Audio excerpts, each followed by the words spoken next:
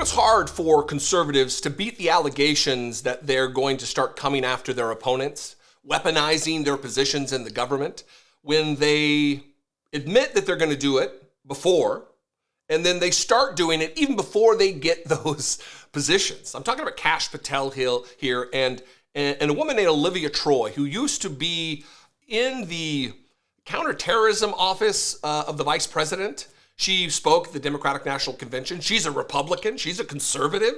She's one of these Republicans that Kamala Harris saw fit to trot out and make a case to America that she was the best liberal choice by campaigning with Republicans. Something that I complained about while it was happening.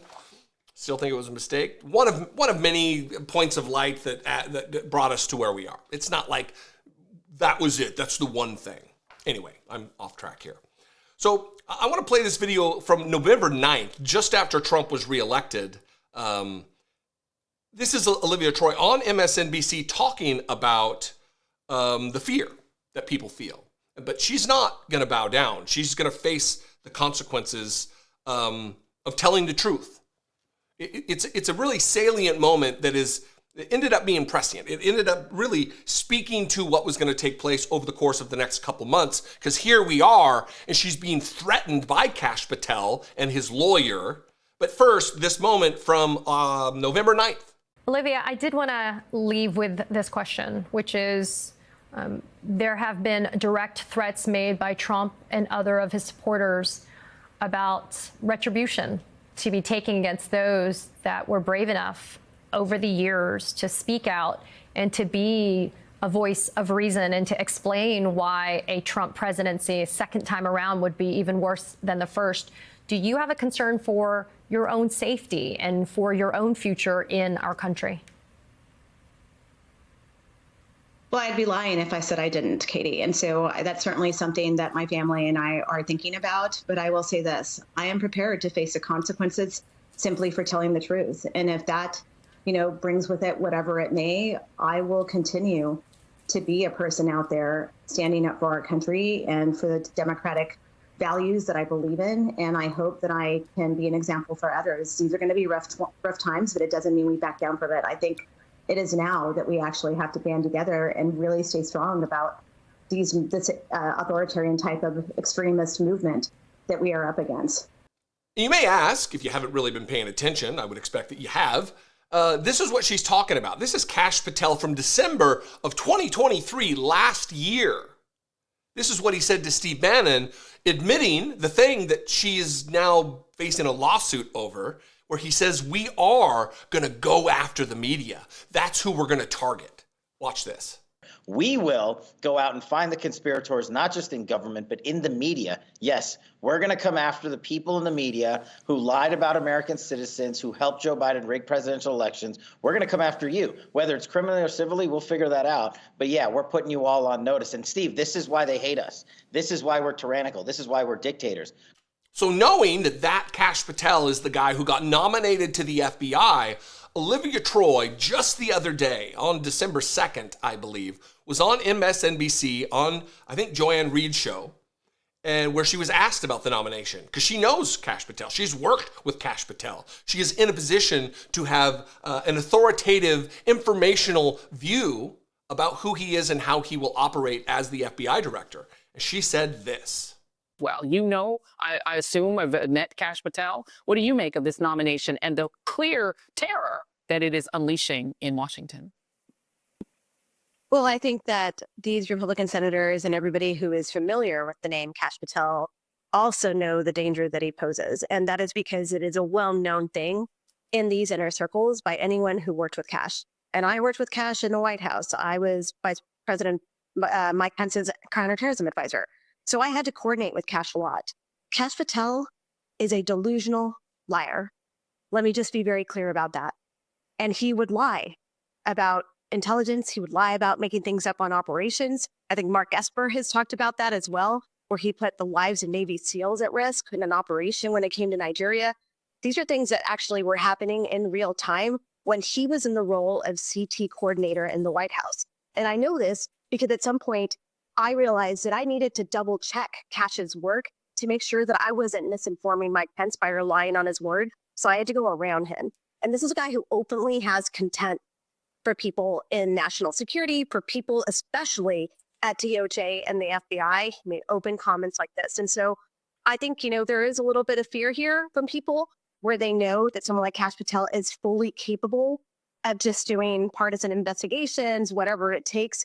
It will be insane if he becomes the director of the FBI. And I fear for like the law enforcement personnel there who are going to have to navigate this.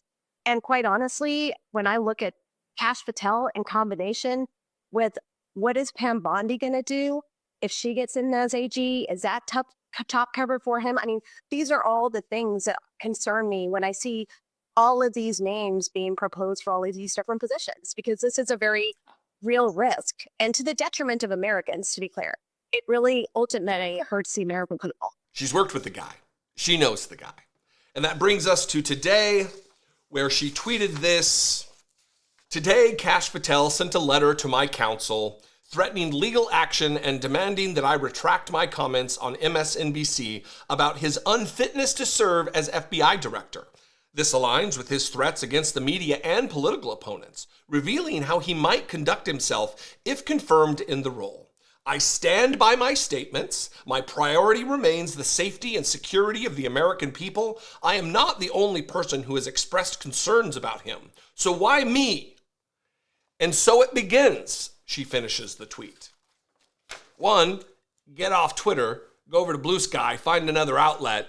Let's abandon the Nazification of that once great platform, shall we?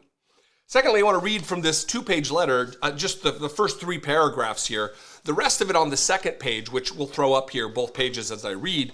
The second page is just kind of standard copy and paste, boilerplate language for a cease and desist. It's free from invective. It's free from all the weird, aggressive, Trumpian language. So we won't read that. But let's start here. Dear Miss Troye, this law firm represents. By the way, it's Jesse Binnall is the guy's name. Shh. He can probably hear us. Yes, it's a big ears joke. I'm not above big ears jokes. Shh. You'll probably send me a letter for that, huh? Dear Ms. Troye, this law firm represents Kash Patel. Litigation will be filed against you if you fail to publicly retract defamatory statements you made about Mr. Patel on MSNBC on December 2nd, 2024.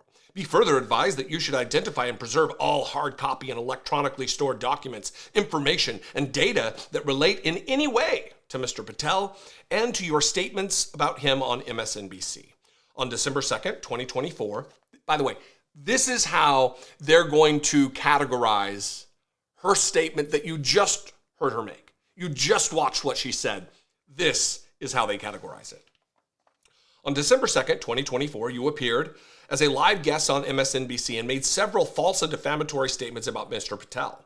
These comments include that Mr. Patel would lie about intelligence and would lie about making things up on operations to the point where Mr. Patel put the lives of Navy SEALs at risk when it came to Nigeria.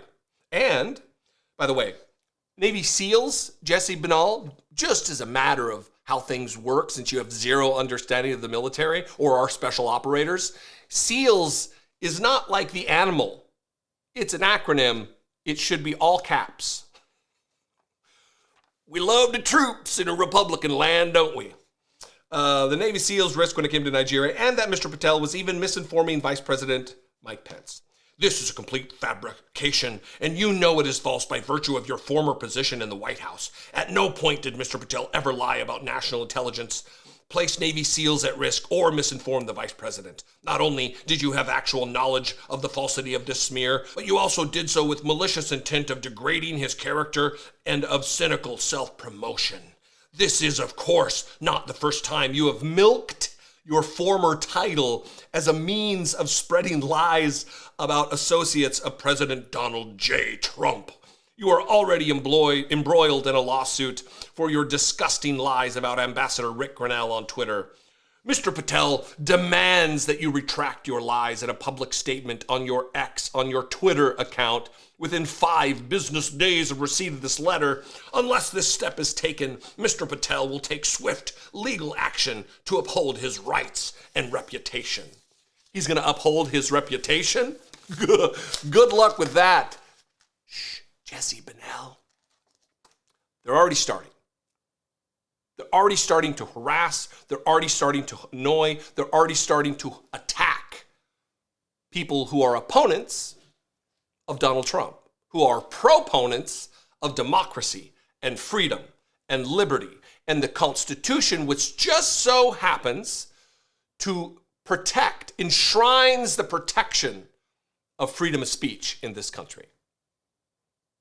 If my guess is this is going to go nowhere, because all they need to do is go back through the records and she can provide the details, some of which I'm sure are classified, of what she's saying.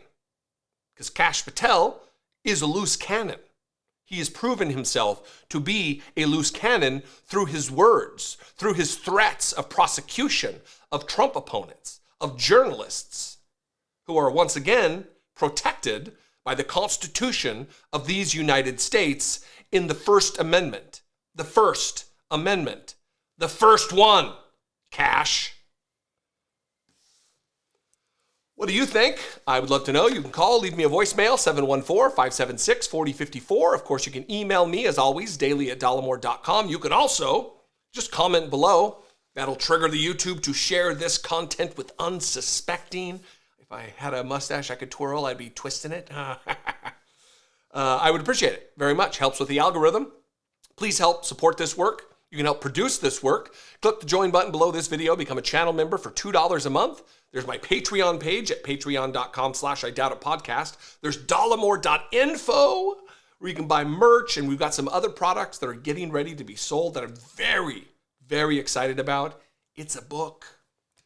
I love and appreciate you very much. Follow me on social media. I'm at Dollemore just about everywhere except for the place that I just advocated we leave. And I will see you next time. Be genuine. Take care of one another. Hey, I'm very excited. Many of you will recognize the phone, what I have dubbed the bat phone to Jesus, that I make fun of these charlatans and these grifters. And I got a lot of suggestions to make merch out of it. I make a t-shirt or a mug or some kind of a sticker design, and that is what we did.